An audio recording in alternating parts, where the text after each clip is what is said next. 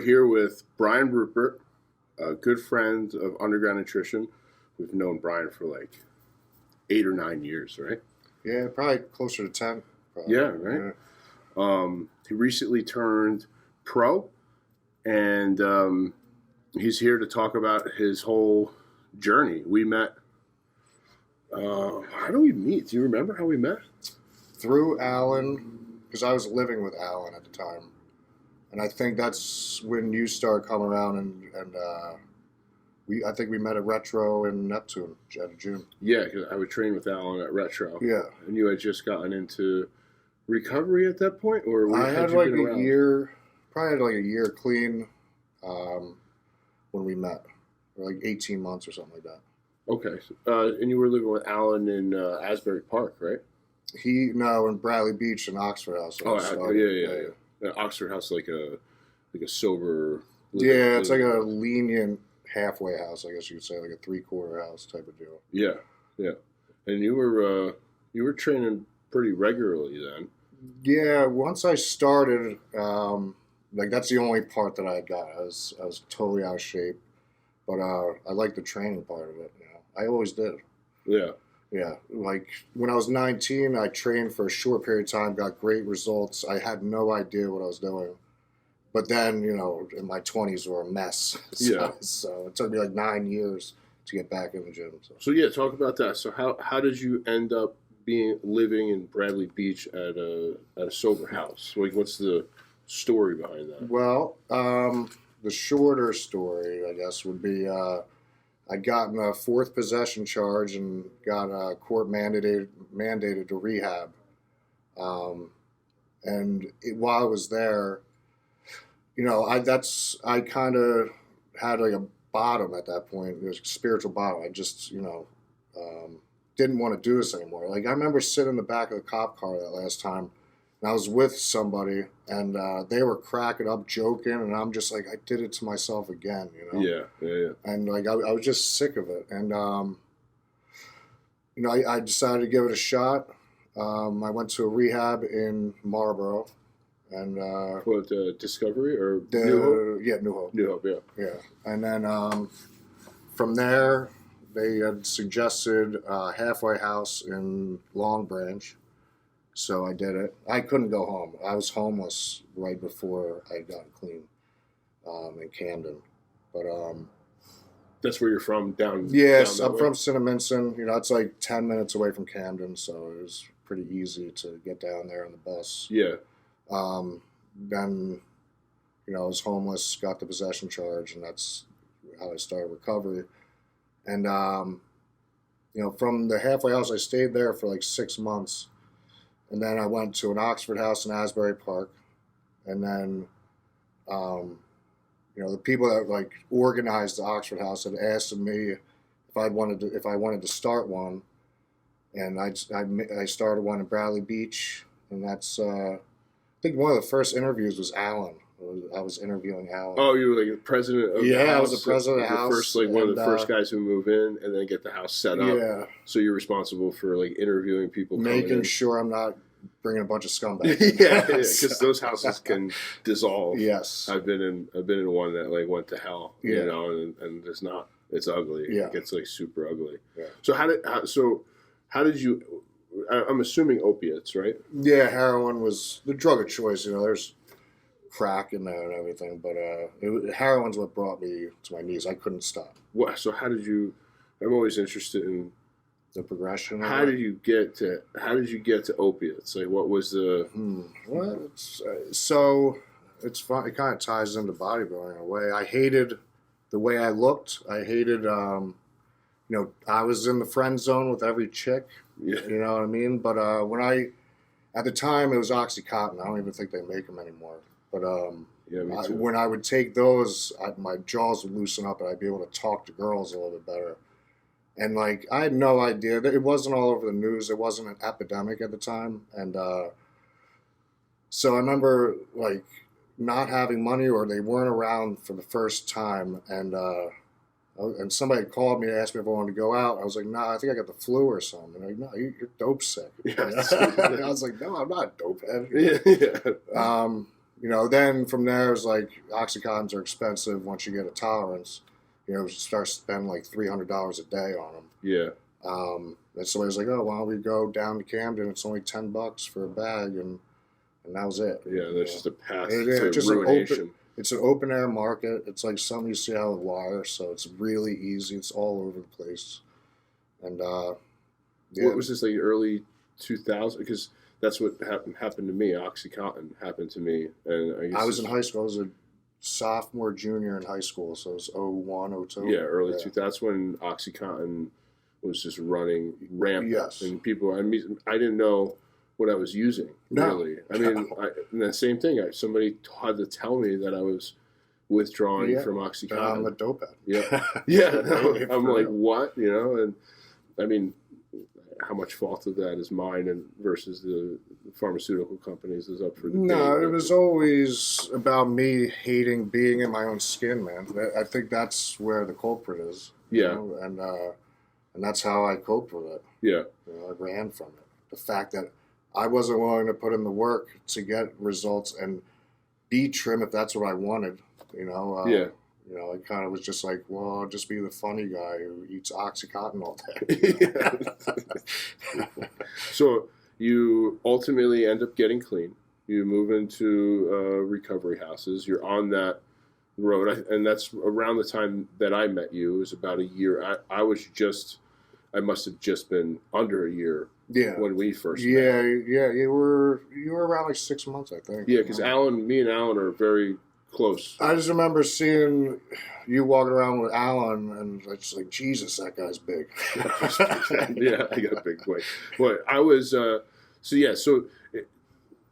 met you, but you were hardline anti-steroid when I. No, I wouldn't say anti-steroid. I was more just like, on a recovery road, just kind of saying, that's not what I'm trying to do with, the way that I'm living. Yeah, you didn't think that steroids... It aligned with recovery. Right. Exactly. Obviously, it's prescribed by doctors and stuff, and there's like a gray area, but to me at the time, it was like, it was just too edgy and too early on risky for me to make that kind of a decision, sticking a needle in me again, Yeah, I had I thought the steroids was a cure-all.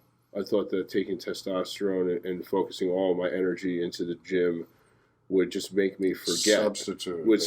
Yeah, absolutely. Yeah. And that, my opinion on that has completely changed. But I was met with a lot of hostility in the rooms. Because I remember sticking up for you, man. I thought it wasn't right, dude. Because you had like less than a year clean, and I just remember like the little whispers, you know what I mean? And I just didn't understand, like, that's his life. It's his recovery. Like, why are you guys judging him on that? Well, it came to a head, and ultimately I ended up stepping away from NA. I wasn't pushed. I wouldn't say I was pushed out, but I felt open hostility towards my particular lifestyle, which was single-minded, and I guess it didn't line up well with what the elders had thought was the right path. So, like, I kind of, like, had a similar experience, kind of, like, in a different way. Because, how long did I have you clean when I started? I went to a doctor, got prescribed, and got my levels done right off the bat before I'd started. That was the first. So let's back up a little bit. Yeah. So your bodybuilding, I remember you're big. You had massive arms. Yeah, I've always been a thick kid, but always chunky, soft. You know what I mean? And I remember you struggling with it because we would talk about bodybuilding and stuff like that. And I feel like I remember us talking about it was difficult for you to lose weight, to look the way you wanted to do natural. And I was always like, just take gear. What do you even? And you were. So when did you decide? How long into being clean did you decide to go on TRT and to try unnatural? So it was 2017. I think I started my first test cycle. And how many years clean were you at that point? 2017, 2011, I got clean. So 6 years. 6 years? Yeah. Yeah. Wow. Yeah. So I've been training for 5 years, and cleaned up the diet a little bit. I was still scared of carbs, not eating carbs. Right. But I learned how to cut and bulk semi-cleanly at that point. So I'd hit all areas. I learned how to train. I learned how to like diet, sorta, and then you know, and everyone was always asking like, "You're obsessed with this. Why don't you try doing a show?" Yeah. You know, I'd follow the Kai Greens, all that kind of stuff, and I was like, you know what? Yeah, and I was like, if I'm going to do it, I'm going to go to a doctor and check it out. And it turned out that, you know, I was on the low end of the spectrum, and that's when I started, November 2017. Was it a big decision for you? Did you feel Huge? Did you feel guilt? Did you talk about it with a sponsor? Did you have to like? Yeah. Was it a struggle? Yeah, it was definitely a struggle. Like, because I'm a really honest guy. Like, if somebody asks me a question, I'm not one of those guys who like beat around the bush or try to like, you know, direct the question somewhere else. I'll just tell you, yeah, I'm on testosterone. But like, at that point, like I had clean time. I was doing a lot of service work in NA. And at that point, like when I guess it got out, somebody had asked her, and I told them the honest truth. And then you start getting little looks. Now it's like, before, like I was a big guy, but for some reason at the same weight, because I was using testosterone, it was like a different look. It is, yeah. And I could totally understand. I never like took offense to it. Yeah. I knew it was a big decision that I was making, but you know, I guess I just come to a point where like I was becoming like a mature person. I can make a decision like that and not totally abuse it and have a doctor behind my back the whole time. You know? Right. Yeah, NA. I mean, personally, I think I've come like full circle in my opinion of NA. I think it's everything for people in the beginning. I think it might have been said to you before we talked about this. If you take 100 people who are just getting clean and you put them in NA, and you take 100 people and tell them to just figure it out on their own, the people who obviously go to NA, there's going to be a gretter likely of success. Yeah, there's support and all that kind of stuff. Yeah, and there's the support and the social networking, but there felt to me a point of saturation where there seems to be the human aspect of it, where people are, like any group of people, controlling, manipulating, dramatic. Yeah. And I felt a saturation point where I felt if I wanted to do the things I wanted to do, I had to make my own decisions and take my own risks. Yeah, and that's exactly how I felt. You know, I'd been through the steps and sponsoring people through steps. And it's like how like having my own belief in something. As a human being, we should have that, you know, right to that. You know what I mean? And without having other people down your throat or giving you looks like, you know, it's a small community. When you walk into the rooms, like a meeting, it's like, you know, it's all directed at you at walking in. You know what I mean? Yeah. So like, especially if you're like in shape and big, you know, there's not many. Yeah. People in recovery that really are that huge. Yeah, so a bunch of ex-junkies, you know, heroin chic. Yeah. So I mean, I split from that. So you start in 2017. You jump onto HRT, TRT. Yeah. And then was the goal in mind then to ultimately step on a stage and become a bodybuilder? Yeah, it was, you know, I just decided that the following year, because it was the end of 2017, 2018, I'm sorry. I started in 2018. And then 2019, I did my first show, and I think I started prep in like March. You know, at that point, I was on 200 milligrams the whole time, and then bumped it up to 400, like within 4 months into it. And nothing else? Nothing else at first. Really? No. And then when I started prep, that's when I think I put in Superdraw, and I was just testing Superdraw. I know, I got horrible gyno from it. And then, you know, at the end, I had the finishers. You know, I did do the trend and the masteron at the end. And this was working up to your first first show, yeah. You know, I've always known you as kind of like an introvert. More introverted than even me. Yeah, I couldn't even fathom stepping on a stage, even when I looked my absolute best. I literally, in my whole life, and I was thinking about that whole time, was like, I never felt comfortable taking my shirt off. Yeah. Ever. Yeah. Ever. Yeah. Like, I was a kid, like... Even when you're in shape. I'd get like a fat kid, right? Yeah. If I was at a pool party in grade school, I'd get the other fat kid, like, yo, let's pretend we push each other in the pool so we keep our shirts on. T-shirts on. Yeah, because there's girls around. Yeah. But, yeah, man, so kind of getting on that stage was kind of like one of those moments, like wow, you know what I mean? And like, dude, I still struggle taking my shirt off. Places, because it's still in my head, you know what I mean? Like, 30 years of hating the way that you look, you know? I mean, if you're heavy growing up, I mean, it's brutal. I mean... Being in high school, probably doesn't seem like it would be, but it's being it's in brutal. High school, when your hormones are going crazy and you're just in the friend zone with everybody, and you think you might have a chance with somebody, oh, but you're just Roop. That was what people call me. You're just Roop. You're just Roop. Yeah. And like, what does that mean? Yeah. Like, who do you want me to be? Can I fuck or no? Yeah, exactly. Yeah. But no, it's brutal, man. It's going into school every day, and like, you know, all your friends are skinny skater kids getting all the girls, and you're just like the friend of all the girls. Yeah. It sucks. All right, so you train hard. I mean, you put in a lot of natural work. And then you jump on HRT, TRT with the mindset of doing your first show. Then you compete. It was just under a year later when I started with the other compounds, like the finishers for that prep. And then you get on stage for the first time. What's that like? How did you do? What's it like?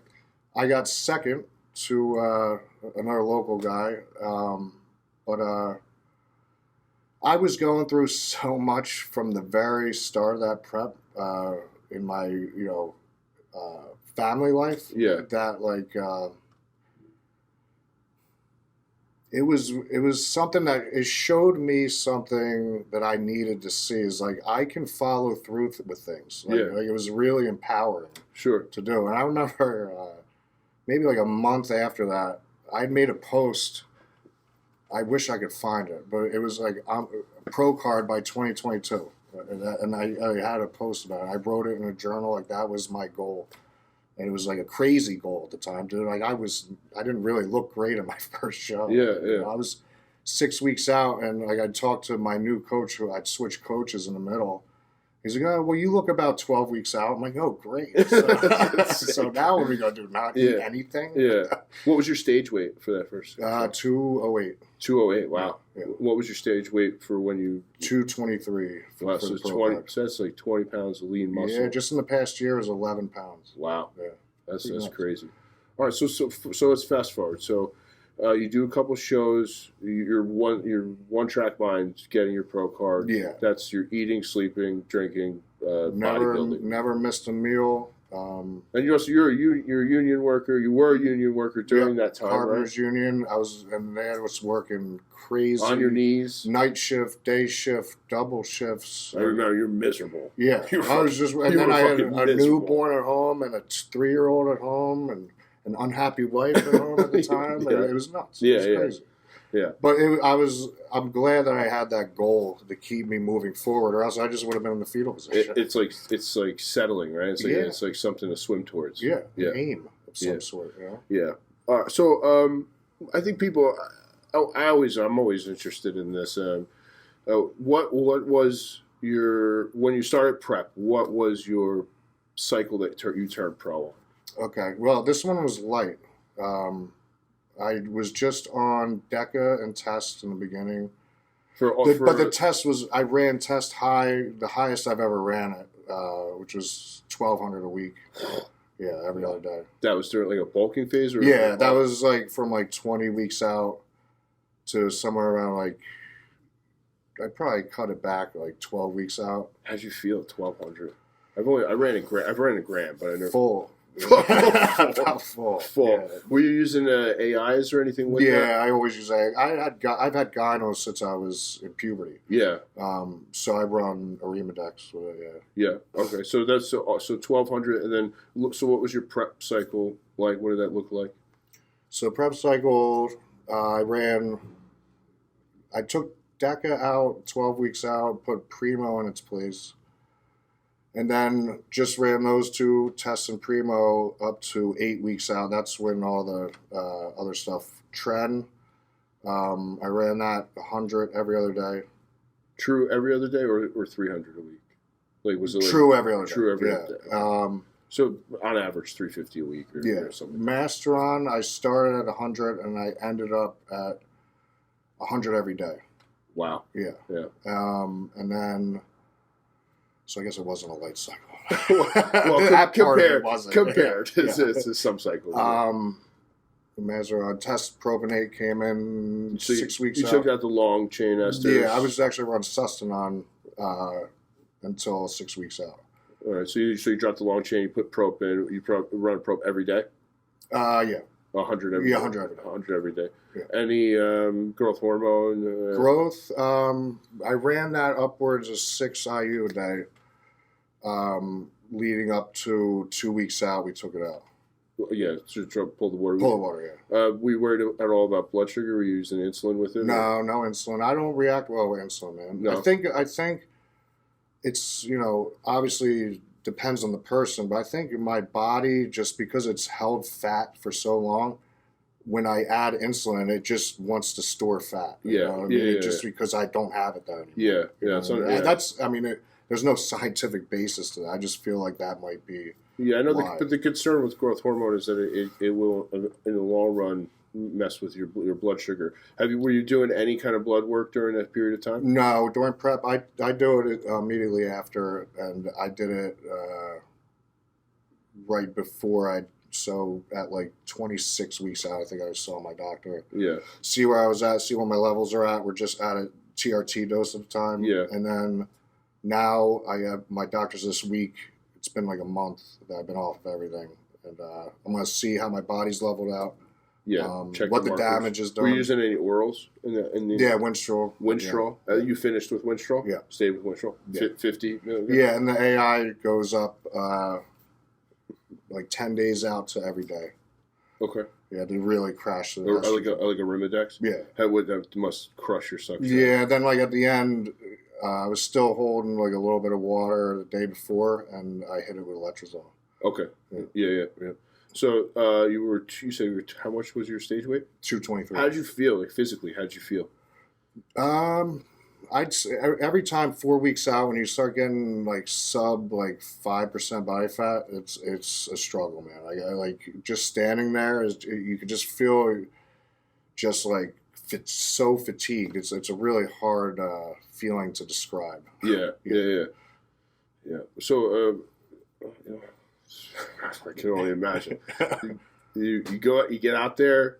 One thing I noticed is you were a heavier kid. And I think this is with a lot of people, your skin retention in your earlier pictures from your earlier shows, you could see some loose skin. I had it bad in the front, my first show, and then when I'd rebound and the water would all come back, that's when it really pocketed up in that fold. Yeah. So I a big cat, and then it's still there, but you can see that it was tighter. And then I did another prep, but the show got canceled during COVID.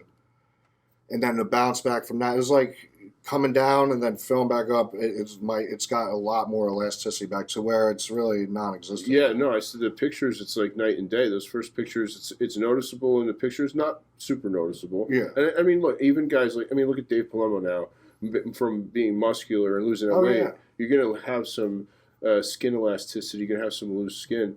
But were you wearing a waist trainer, or did you? No, the first time, out of desperation, the first prep, I'd done the Saran wrap and Preparation H.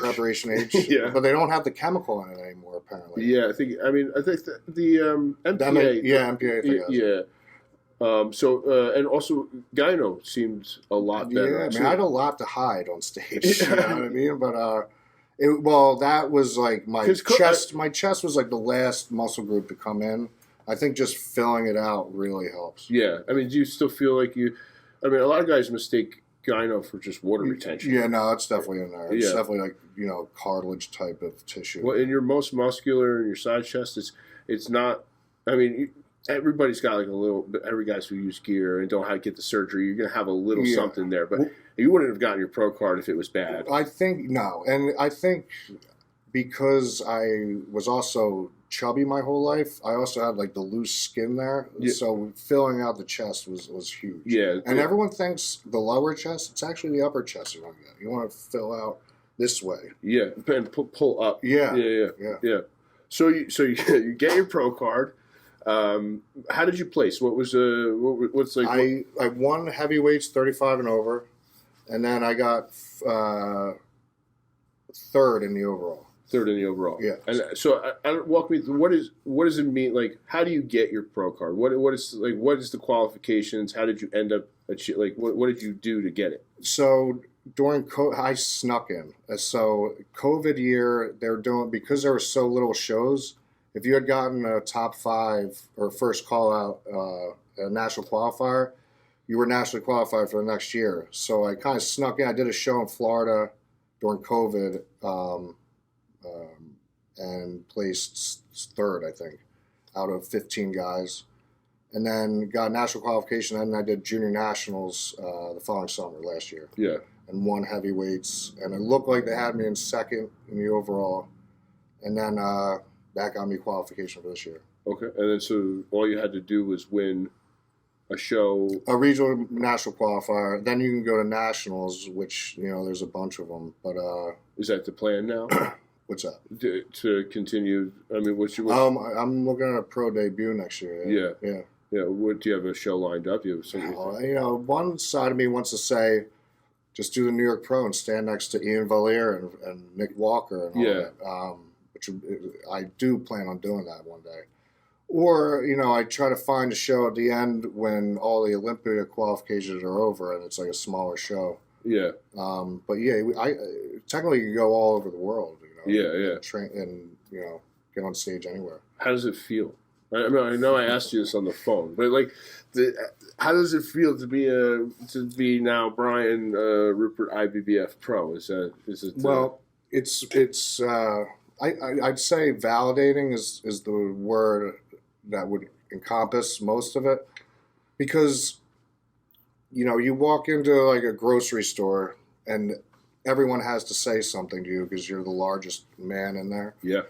And before I was a pro, like, oh yeah, I'm a bodybuilder. Oh, are you pro? Like, no. So basically in their head, I could see it turn like, oh, so you're just a gearhead, gym rat. You're just what I mean? Freak. So like, you spend all your time in the gym. Yeah. So now, like, when somebody says, I'm a professional bodybuilder, and they're like, oh wow. Well, that makes sense. Yeah. You get a little bit more respect, but dude, this is crazy stuff. Like, being a bodybuilder is nuts. Yeah. You got to be crazy to do this. Oh yeah. Like eating on a schedule. You literally can't really train with anybody because my meals this time I got to train 1 hour to an hour and a half after, and like if you're late, like everything's got to be regimented. It's got to be complete discipline. Yeah. You cannot mess up at all. No. Yeah.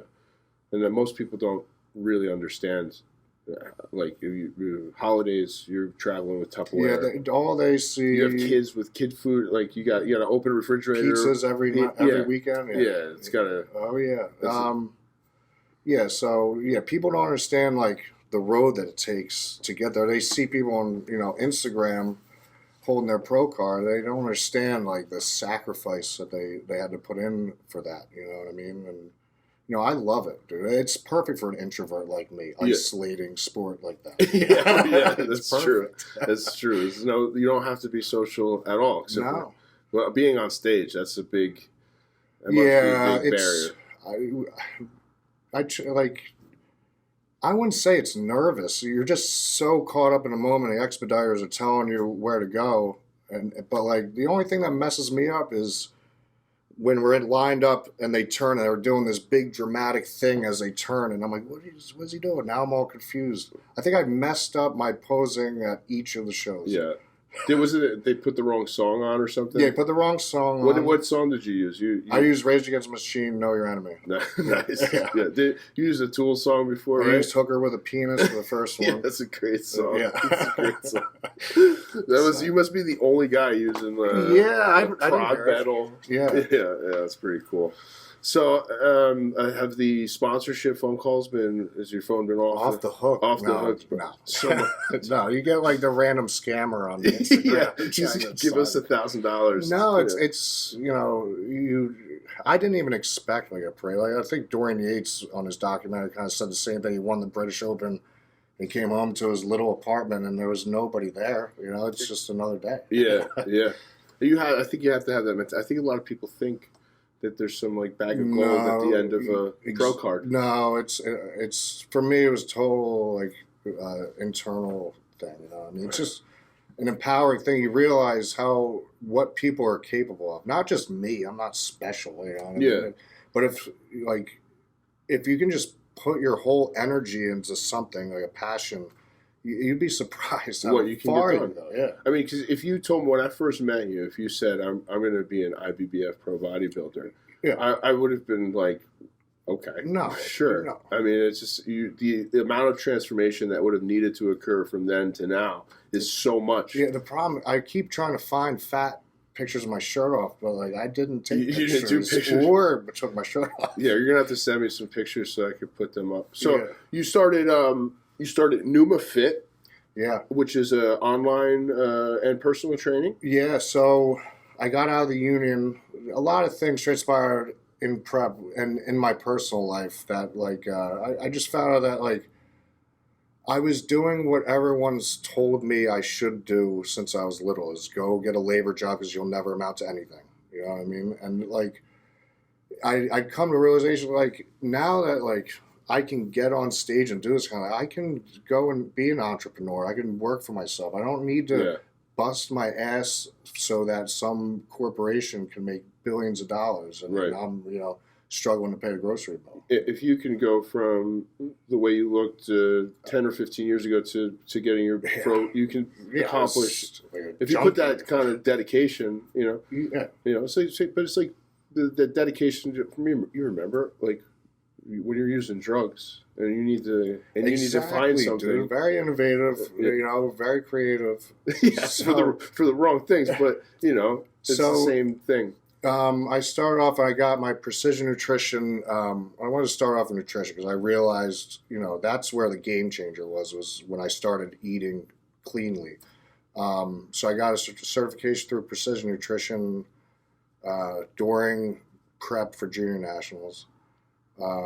Now I just got my personal training, bodybuilding specialist, and strength and conditioning training during this prep. Yeah. I like to keep busy during prep. Yeah, you got to, right? You don't want to sit home thinking about pizza. Eating. Yeah. So it's called Numa Fit, right? You got the T-shirt on. Now, Numa is Greek for breath, right? Spirit. Yeah.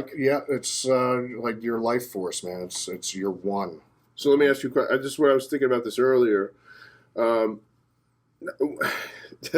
you find that I felt like when I was putting everything into my body, into bodybuilding and powerlifting, I always felt like you sacrifice some spirit, right? And then vice versa. And the more I would put into things of cerebral or for the spirit, you sacrifice a little body. Do you feel like there's like a trade-off there? I think it's like the phenomenon of like circling the square and the divine and the. I totally couldn't.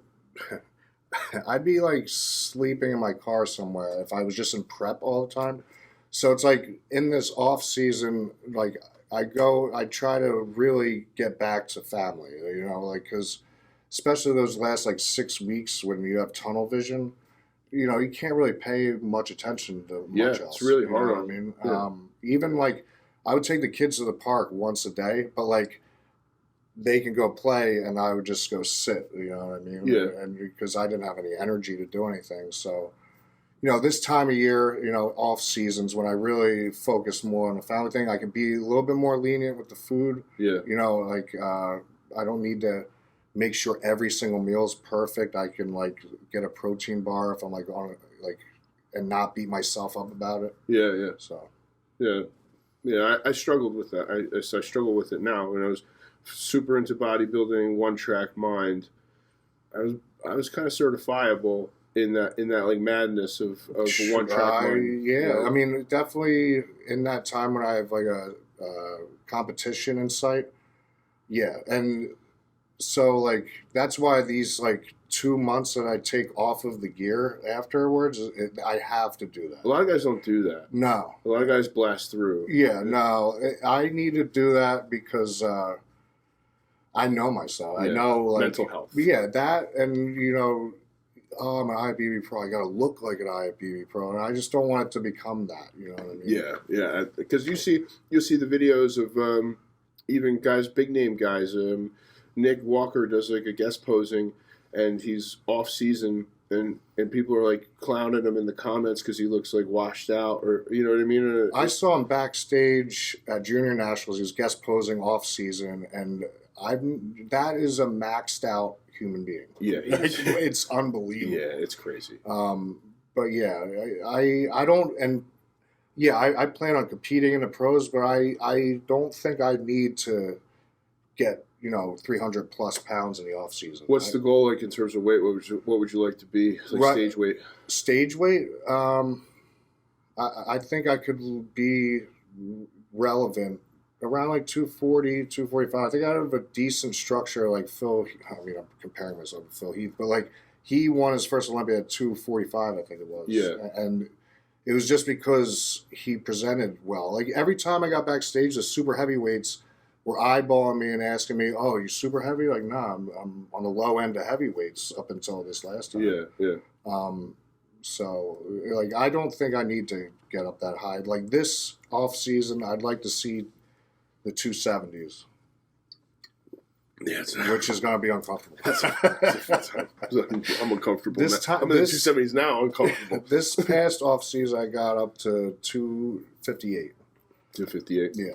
And that's a significant cut, but it comes off. So much water comes. Yeah, I drop real fast to like where I'm at now, like 240, and then it's like slower towards the end. But like probably 10 days after the show is up in the upper 230s already. Like my body just has been 290 and fat, and it wants to be somewhere in like the 240s and lean. Yeah. Yep.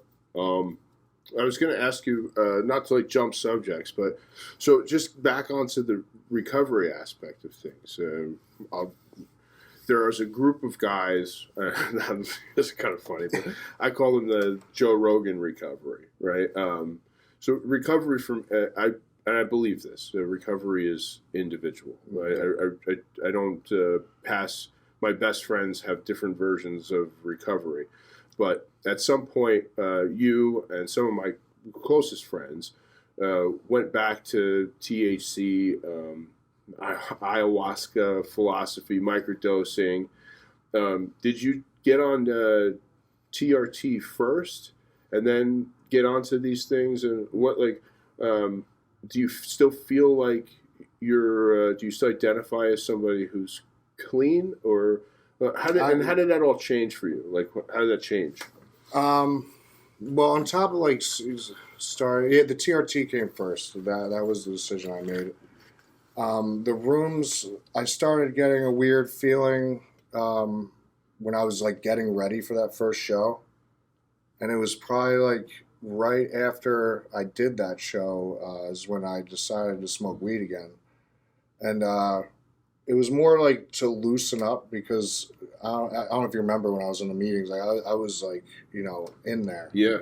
Passionate, But like if somebody was like on the street and needed help, like I know that my way is not the way for that man. You know what I mean? I would point them in the direction of an anonymous meeting. You know what I mean? So I don't think my way is like for everybody. I don't think like, weed's not a drug. It was just something that I needed to do to loosen up on life a little bit because, like I said, a lot of stuff happened for a 2-year period there, and where I was just in my head thinking about everything that was going on in my life and how my life was unfolding, and I wasn't happy with it. And, like I was just the amount like I would work these doubles and I'd come back. I was sleeping on the couch, because when I get heavy, I snore first of all, and like we had a young one at home, and they were co-sleeping. So like basically, my life was just working, and that was it. You're miserable. And so it's not like I'm a complete stoner like I was back in high school. Yeah. I mean? Like I smoke after I train, and then I would usually smoke after like 6 p.m. I'm out of the loop on NA now that it's legal and it's prescription based. I wonder what they're saying about it. Technically, they're not supposed to say anything. But they say a lot. That's all they do is say shit. Nah, I mean, I just wonder what their hot take is on it now that it's a prescription medication, because I've always thought such a weird area. Because then what do? You try to find a sponsor that's going to like co-sign it, and then are you early in recovery and trying to smoke weed? Like, I don't really. I totally think that there should be at least 5 years of abstinence before even making a decision. For me, abstinence was always just the risk wasn't really for me. The risk wasn't ever worth the reward. I wasn't sure. I'm not sure what'll happen. I get people asking, like I play rugby and all those guys drink and stuff, and there'll be after things and everyone drinks, and it's like.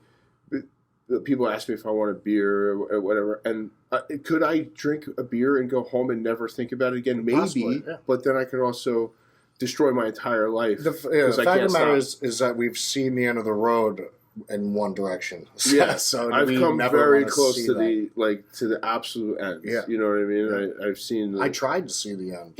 I did an 8-bag shot and tried to kill myself. That must have been some crappy dope. And I passed out for like 8 hours. Well, now we missed the fentanyl. I mean, people are. I know it's in everything now. Yeah, it seems like old school guys who've been shooting dope for 20 years are dying of overdoses and. It just like most of the people I use with are dead, but like catch somebody like you didn't use and they started late and like they're down in Kensington and Philly and he was on YouTube. He shot up crocodile and his arms deteriorating. Oh my God! Man. And you know what the funny thing is? I could totally see myself doing that. Yeah. It's in you, right? Like when I was little, I used to smoke orange peels and tea bags. The Anarchist Cookbook. I had all those like nutmeg. What was the other one? Banana peels. Yeah, banana peels. I had this Anarchist Cookbook, and it had all these weird ways that you could. None of it really worked. Robitussin. We would drink Robitussin. Dude, tea would burn your lungs so bad. That's crazy. Now you can get Kratom at a gas station and ruin your life. Yeah, absolutely. Like literally, like ruin your life. Or some shit you can buy at a gas station. And and like my line was always this like steroids and even that I've pulled back on a lot in terms of like how I feel about it in terms of overall health. And if you're not a professional athlete or somebody who's doing it professionally, should you be doing 2 grams a week? Like, no, you shouldn't. You should just train. The reason why I bumped it up is because this is my pro card shot. That's a big difference when people come in here and they talk about SARMs and should I take SARMs. The question isn't like it's not for me. It's not a moral question. It's an individual question. And I say if you plan on making a living off of your body and that sort of stuff, then I say throw caution to the wind. If that's what you think you're going to do for the rest of your life and you want to be the best, you have to consider all your options. But if you're just trying to like get girls. Calm down a little. That's You're 22. Why don't you train a little harder? And I never wanted to be seen as somebody like that. I'm the total opposite of that. That's it's interesting. So besides THC, you've done some hallucinogens, mushrooms, like once a year, and for religious purposes. Yeah, and it's like a kind of like just. Regrounds me, I guess you would say. When was the last time you tripped? A long time ago. That was... I still have some. That was it was before Junior Nationals, so it was like a year and a half ago. Yeah, it was a good experience. So I'm due for a good... Wait till it cools down a little. Dude, I remember being in a frat in New Hampshire and like eating a quarter of mushroom. But it's not like that. It's like a gram. Yeah. It's more to cleanse. And I've heard of microdosing, and I kind of believe in it. Don't think I need it. Yeah. But I totally believe in that kind of stuff. I was in a vape shop and they were selling shroom chocolates, and I was like, "Is this real?" And she was like, "Not really. It's like lion's mane and stuff." I'm like, "That's fucked up," you know. Well, so I guess we'll finish up. I wanted to ask you because I am a supplement store. You used to work for Underground Nutrition. Yep. You had like you're very good friends with Alan, so you've always supported Hollow Labs and Underground. You ran our shit store, Robbinsville. How about talking about depression? I sat in that store. Yeah, so you know. Yeah. It was like just depression. Mm-hmm. Alan wouldn't have set foot in there. It was like, fuck that. But compared to Marlboro, Jesus Christ. Where was I going with that? So what supplements do you take in, just like, what are your bread and butter supplements? What kind of supplements were you taking during your prep? That kind of stuff, you know? Well, first and foremost, it's always the fish oil, vitamin D, ZMA at night, the health stuff. Greens, I like to do in the morning with 10 grams of glutamine. And then I'll do 10 grams of glutamine post-workout and another 10 grams at night with fiber. Wow. Yeah. I've just been reading a lot about the digestion part of it. Yeah, that's the main function. Yeah. People say recovery, but really it's a digestive aid. Yeah. So anything for, you take a whey protein powder? Yeah, dude. The best is right here, dude. Cookie cone, and it mixes with cream of rice perfectly. It is pretty good. It's so good. It is pretty good. That's my cheat meal. Yeah, I bet at that point.